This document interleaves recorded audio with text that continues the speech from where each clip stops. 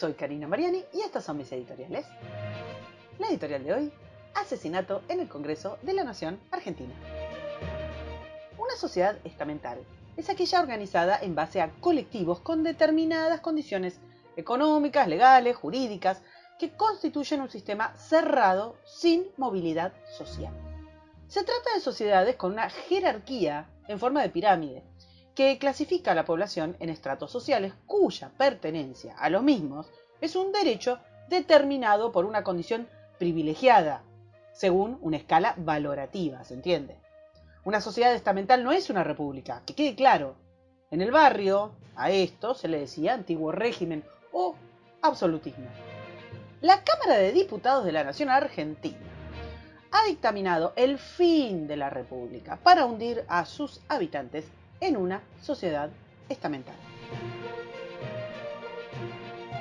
Esta semana, y con mayorías aplastantes, que incluyen al oficialismo, por supuesto, y a la oposición, se aprobó la Ley de Cupo Laboral Trans para conceder puestos y contratos dentro de todos los poderes del Estado al colectivo trans.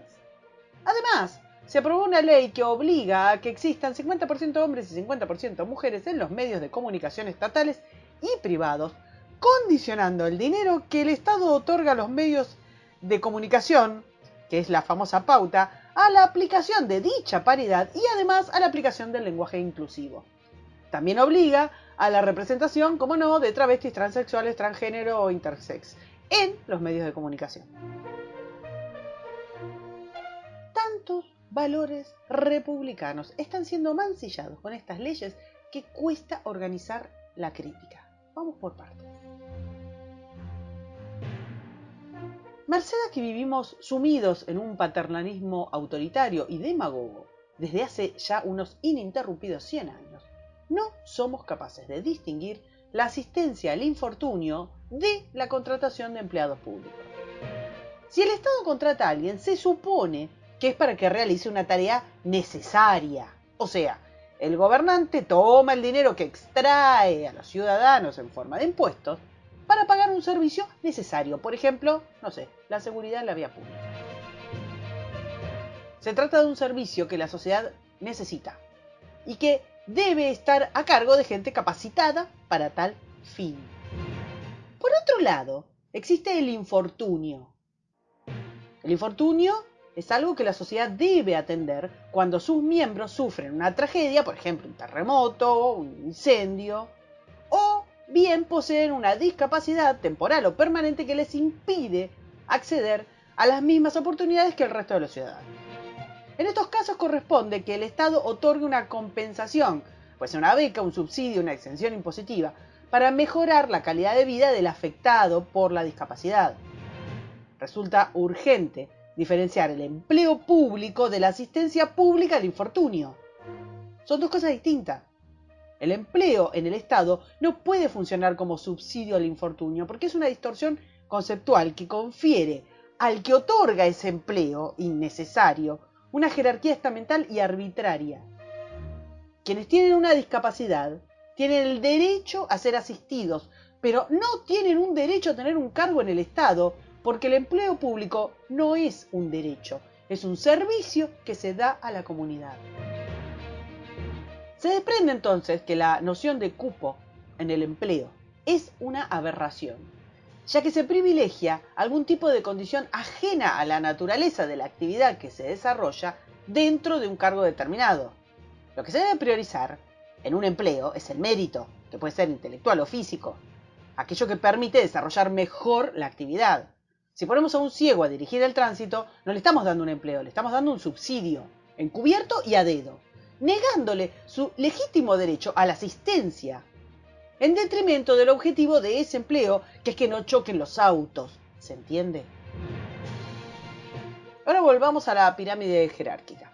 El hecho de que se legisle en función de los colectivos, de mujeres, de trans, lo que sea, va diametralmente en contra de la noción de individuo como poseedor de derechos personalísimos. Se deja de lado la idea de que todos somos iguales ante la ley, sin importar credo, sexo, linajes o preferencias sexuales, y se aplica una agenda estamental donde cierta jerarquía posee privilegios según pertenencia a un grupo arbitrariamente determinado o seleccionado por el amo, que puede ser la etnia, la nobleza, LGTB y todo lo demás. Que exista una jerarquización identitaria en la ideología de las clases políticas argentinas es una traición a los preceptos de la República que ellos dicen representar. Pero es además una inconsistencia. La idea de que el género es una construcción cultural de imposición heteronormativa que debe ser reemplazada por la autopercepción es muy linda, hasta que la autopercepción se transforma en política de Estado y norma, además, excluyente de toda otra construcción alternativa. En tales casos, pregunto, ¿la autopercepción podría aplicarse más allá de las cuestiones de género? De ser así, podríamos tener personas que se perciban capacitadas para la realización de distintas tareas. Por ejemplo, un analfabeto que se perciba ingeniero civil y pretenda construir un puente. ¿Se puede? Personas que se perciban mayores de 70 teniendo 20 y quieran cobrar una jubilación. O bien, personas que se perciban discapacitadas sin serlo y no tener ningún tipo de certificación. ¿Debería el Estado atender a cada autopercepción o solamente van a jerarquizar las inherentes a la sexualidad? ¿Por qué los políticos priorizan el factor sexual por sobre otros? La paradoja de la identidad, llevada al extremo, debiera en el mediano plazo dañar las mismas políticas de identidad gerenciadas por los colectivos. Cada quien tiene el derecho, puede autopercibirse como se le cante, pero esa percepción requiere de la otredad, de la visión del otro para ser efectiva. Y todos tienen el mismo derecho a percibirse y a percibir a los demás como les venga en gana. Si se puede entrar y salir de las identidades según la autopercepción y cada cual puede percibir al mundo según su autopercepción personal del momento ese y no de otro, se generarían infinitas mini tribus inestables de perceptores, de personalidades. En consecuencia, lo más sensato para abrazar a la tan deseada diversidad sería que cada quien se perciba como quiera, pero no imponer jerarquías por esas percepciones, no imponer jerarquías por esto. Y recurrir a la señora esa que está eternamente con los ojos vendados frente a las diferencias. Esa señora que considera que todos somos iguales ante ella. Hágase justicia, aunque el mundo perezca, fue el lema de Fernando I, emperador del Sacro Imperio Romano Germánico, como regla la más importante para gobernar una nación. Esta regla sostiene que la aplicación de justicia no debe tener en cuenta las circunstancias personales. Al ignorar esto, nuestros diputados nos hunden en la barbarie jurídica, donde los individuos no son personas, sino engranajes de un grupo, de un colectivo, al que pertenecen y mediante normas antojadizas se da a los gobiernos la posibilidad de discriminar según su sabio capricho, siguiendo una ideología tribalista que fracciona a la sociedad en estamentos. Las regulaciones de cupo no solo son contrarias al bien más preciado de nuestro ordenamiento, que es la igualdad ante la ley, sino que nos ponen ante un dilema científico y moral. ¿Ser mujer o ser trans es una discapacidad? Si está estipulado en nuestra Carta Magna que todos somos iguales ante la ley y luego los políticos legislan normas que discriminan positivamente para estos colectivos, ¿significa que la condición de trans o femenina es un infortunio? La idea de justicia para estos políticos consiste en otorgar a determinado colectivo aquello de lo que, según los diputados, carece. Vale decir, están considerando a las mujeres y a las personas trans carenciados. Todos carenciados por igual. No interesa lo que cada uno, mujer, varón, trans, haga o desee como individuo, sus gustos, sus deseos, su historia, sus proyectos, porque lo que buscan es generar una jerarquía de privilegio no basado en méritos o en características individuales. Juzgan a una persona por la posesión de órganos o gustos sexuales. Si esto no es discriminar, se parece muchísimo.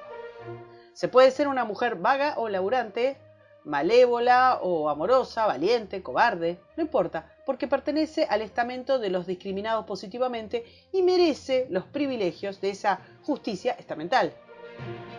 Nadie vale acá por sí mismo, sino por su lugar en la pirámide social. Esto es lo mismo que el antiguo régimen, no de mamá. ¿A qué cosa nos van a obligar los diputados de todo el arco político con estas leyes retrógradas? Según lo aprobado, desde el Estado se debe promover, y abro comillas, acciones de integración para las personas travestis, transexuales, transgéneros en los puestos de trabajo, y van a tener prioridad en las contrataciones del Estado y en las compras de insumos y provisiones a personas jurídicas o humanas del ámbito privado, quienes incluyan en su planta laboral a personas travestis, transexuales y transgéneros. Asimismo, el Banco Nación deberá promover líneas de crédito con tasa preferencial destinadas específicamente a travestis, transexuales y transgéneros. Cierro comillas. Respecto a los medios de comunicación, la regulación legisla la equidad de la representación de géneros desde una perspectiva de diversidad sexual en los medios de comunicación audiovisual en cualquier plataforma y contempla un cupo para personas trans de cumplimiento obligatorio para los medios de gestión pública. Y además somete a lo mismo al sector privado que desee contar con los beneficios de la famosa, infame pauta oficial. Esta vigilancia de los privilegios se otorgaría mediante una especie de bula moderna, intitulada Certificado de Equidad. Y para obtener este certificado, los medios privados deberán elaborar anualmente un informe donde acrediten, además, porque para qué nos vamos a andar con chiquitas, el uso del lenguaje inclusivo en la producción, difusión de contenidos de comunicación, además de las contrataciones ya citadas. El futuro es claro, señores. Los cupos basados en el género o la elección sexual en los empleos comienzan por lo público y obligan luego a las empresas privadas. Ya pasó el año pasado con la constitución de sociedades. Esto implica pedir a los aspirantes a un trabajo una declaración jurada de su autopercepción y de su orientación o actividad sexual, lo que parece una broma si no fuera una burrada. Una discriminación positiva que sostiene que las mujeres y los LGBTI se necesitan del subsidio social para sobrevivir. Al final las mujeres éramos una especie inferior a la que había que amparar por ser menos capaces que los hombres. Los trans son incapaces de conseguir por alguna dificultad insalvable respecto de su ser un trabajo por sus propios méritos. Siguiendo este razonamiento, ¿por qué deben pagar los sufridos esclavos fiscales de este país el gusto sexual de otros? Se abre acá un problema de fuste. Si para conseguir un trabajo tengo que asumir que soy transexual o que me percibo mujer, en un país donde la pobreza supera la mitad de los habitantes y donde la crisis reina, y con la simple declaración de autopercepción alcanza, no se necesita mucha cabeza para ver que se trata de un rediseño estadístico. En adelante cada uno dirá que se percibe lo que dé más beneficios y chau. Quien desee un trabajo, en todas las aplicaciones deberá marcar la crucecita de trans y esta población crecerá exponencialmente.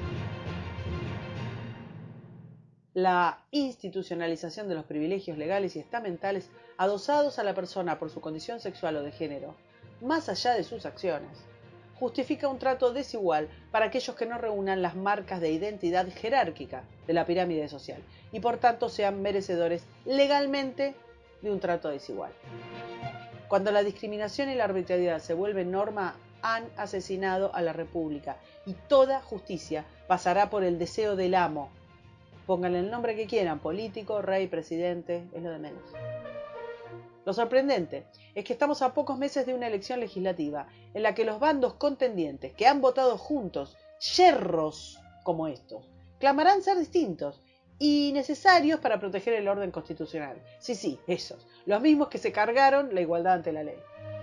En dulce montón, los representantes de las formaciones políticas mayoritarias enchastraron en el lodo todo el sistema que dicen defender, imponiendo además sistemas coercitivos como el chantaje de la pauta oficial o mecanismos como el adoctrinamiento del lenguaje inclusivo, descartado por todos los organismos especializados.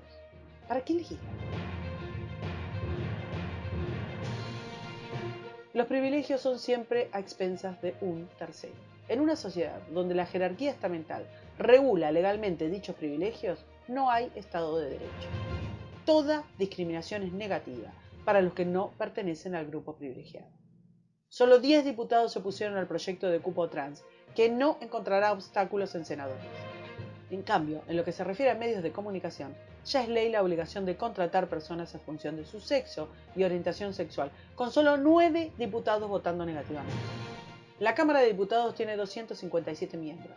Significa que la inmensa mayoría de sus miembros prefiere la jerarquía estamental a la democracia republicana.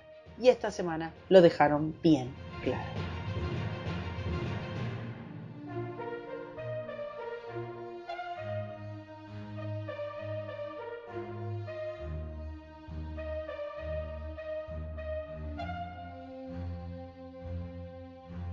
Para escuchar todos los editoriales, suscríbete, me gustealo, compartilo y nos vemos en la próxima. Muchas gracias.